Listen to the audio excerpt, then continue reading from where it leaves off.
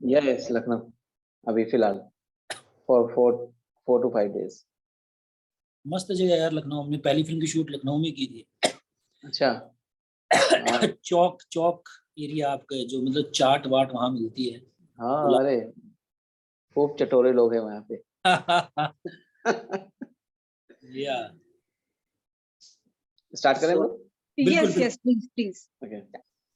सोम, आपका बहुत बहुत स्वागत है सहारस समय में। Thank you Imtiaz, thanks a lot यार। बहुत अच्छा लग रहा है आपसे बात करके।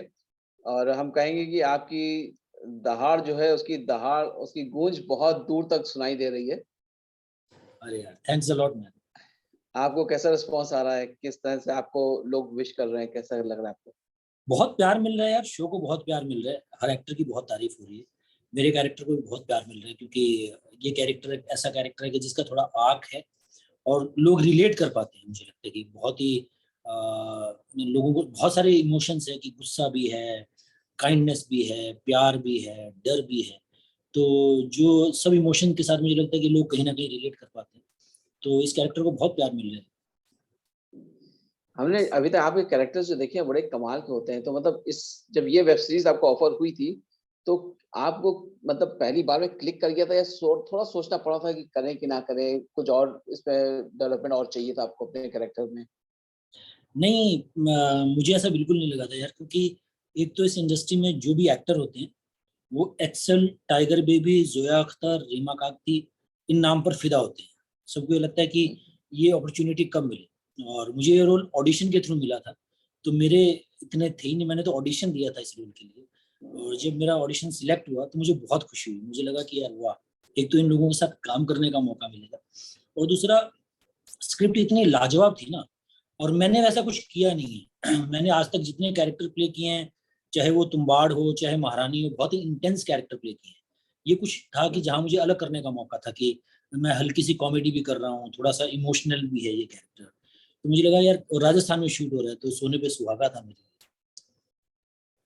अच्छा। सो मतलब इतना अच्छा सफर तय करने के बाद जब कोई बोलता है कि आपको ऑडिशन देना पड़ेगा, तो कैसा लगता है? मीन्स तैयार हो जाते फौरन, यार इतना कर चुके हैं लोग, इतना सराह चुके हैं तुम बाढ़ की, और तुम बाढ़ में इतना ज्यादा सराहा कि हमको याद पड़ता है मैंने भी आपको 4 स्टार दिए थे उस फिल्म में।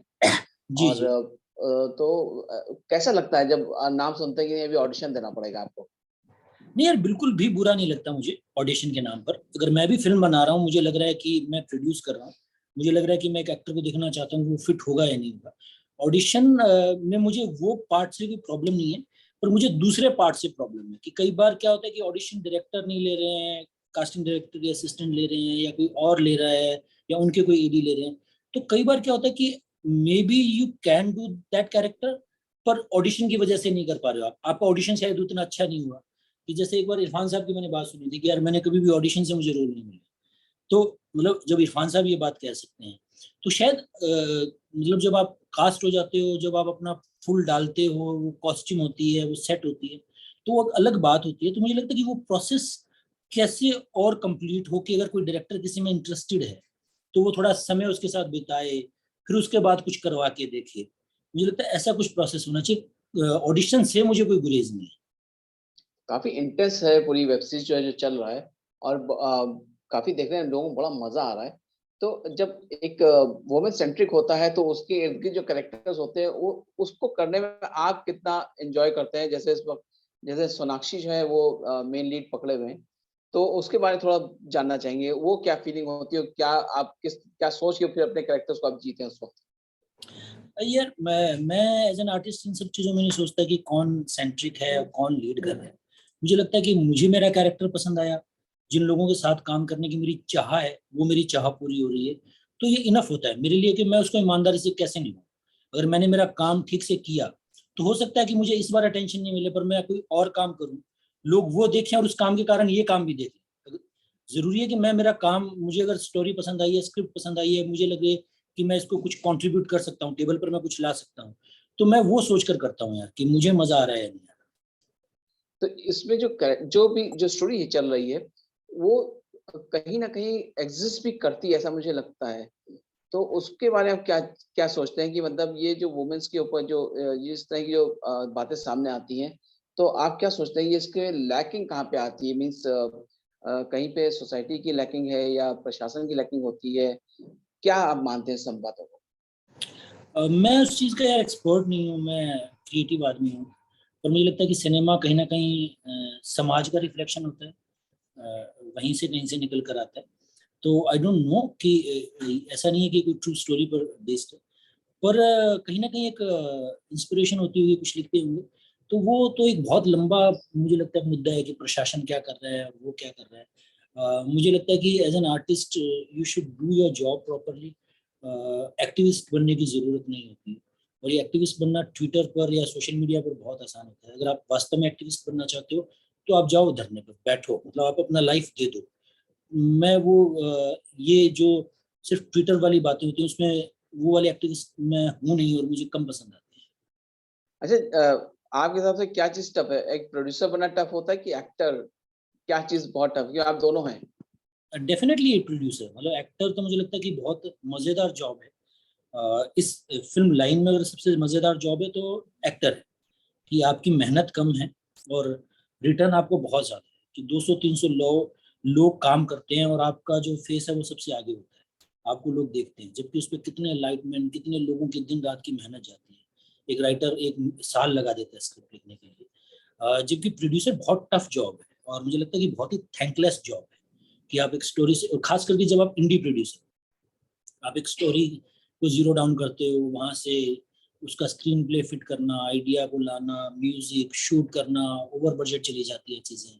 वो सब कुछ बना लिया है, अच्छा बना भी लिया है, तो भी लोगों तक पहुँचाना, मतलब बहुत लंबी जर्नी है प्रोड्यूसर की, मुझे लगता है। सो आपका जो कैरेक्टर है वो कैरेक्टर कहीं आपने देखा है कहीं में? उसको कैसे विजुअलाइज़ किया आपने? मीन्स एक एक्टर की हैसियत से विजुअलाइज़ कर लिया या उस कैरेक्टर को कहीं आपने जिया है, कहीं देखा है कहीं पे? मुझे लगता है इम्तियाज़, मुझे बहुत बड़ा फ़ायदा है कि मैं स्मॉल टाउन से हूँ। तो आप जब स्मॉल टाउन से होते हो तो आपने मतलब एग्ज़ैक्टली कोई पुलिस ऑफ़िसर नहीं देखा होगा, पर ऐसे लोग देखे होंगे, जो ऐसे दिखते हैं, ऐसे करते हैं, पर उनके मन में कोई कपट नहीं है। वो ऊपर से बहुत ही चतुर, चालाक, shrewd लगेंगे आपको। तो बहुत सारे एक्सपीरियंसेस होते हैं, क्योंकि आपने बहुत अलग-अलग तरह के भाँति-भाँति के लोग देखे होते हैं। तो मुझे लगता है कि वो मेरे एक्टिंग में बहुत हेल्प करता है, क्योंकि मैं ट्रेन्ड एक्टर नहीं हूँ। तो सिर्फ़ क्राफ्ट के सहारे कुछ क्रैक कर लूँ, वो मुझे नहीं लगता कि मेरी ख़ासियत है। मेरे पास जो ज़िंदगी के एक्सपीरियंस और अनुभव हैं, वो मुझे एक्टिंग में काम आते हैं।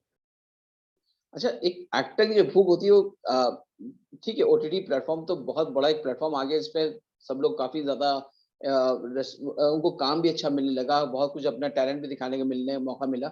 एक एक्टर की भूख होती है जब वो जो है पिक्चर हॉल में बैठ के तालियाँ की गड़गड़ाहट सुने अपने अपने एक्ट के ऊपर।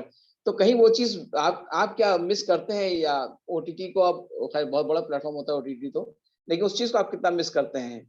मैं अगर ओटीटी कर रहे हैं तो? मैं बहुत मिस करता हूँ। ओटीटी के अपने फ़ायदे हैं। ओटीटी पर आप थोड़ी-सी लंबे फॉर्मेट में कहानी, हर कैरेक्टर पे कहानी सुना सकते हो। ओटीटी थोड़ा-सा आप रियल कर सकते हो। जबकि अगर आप सिनेमा बना रहे हो, तो आपको उसमें थोड़ा मिर्च, मसाला, नमक ध्यान से पिरोना ही पड़ेगा। तो वो उसको थोड़ा उतना ऑथेंटिक आप नहीं करने के बजाय कुछ और कर सकते हो। But definitely I will miss कि मैं, मतलब हम 70 एमएम पर देखकर पले-बड़े हैं। तो मैं डेफिनिटली फ़िल्में करना चाहूँगा जो सिनेमा में रिलीज़ हों और लोग सीटियाँ बजाएँ, तालियाँ बजाएँ। तो डेफिनिटली मैं भी ऐसा करना चाहूँगा। एक चीज़ मैंने देखा सोम, आपने शिप ऑफ थेसिस या तुम्बाड जैसी फ़िल्में की और बहुत क्रिटिकली बड़ी एक्लेम फ़िल्में हैं और आप हमने देखा फ़िल्म्स आप या वेब सीरीज़ भी आप मतलब बहुत लिमिटेड करते हैं, बहुत चूज़ी कुछ चूज़ी वाला मामला है, क्या है आपके साथ? यार, मैं इस क्वेश्चन का आंसर खुद ढूँढना चाह रहा हूँ इम्तियाज़, मुझे काम ही कम ऑफ़र होते हैं, मुझे लगता है। एक तो जो मैंने किया है अभी तक तुम्बाड़ या महारानी, लोगों को लगता है कि इसको क्या कैरेक्टर, मतलब वो हुँ। कैरेक्टर्स कहीं फिट नहीं होते। मुझे लगता है कि पहली बार मैंने ऐसा कुछ कैरेक्टर प्ले किया है जो एक्सेसिबल है। तो होपफुली इसके बाद मुझे ज़्यादा काम ऑफ़र होगा, मुझे लगता है।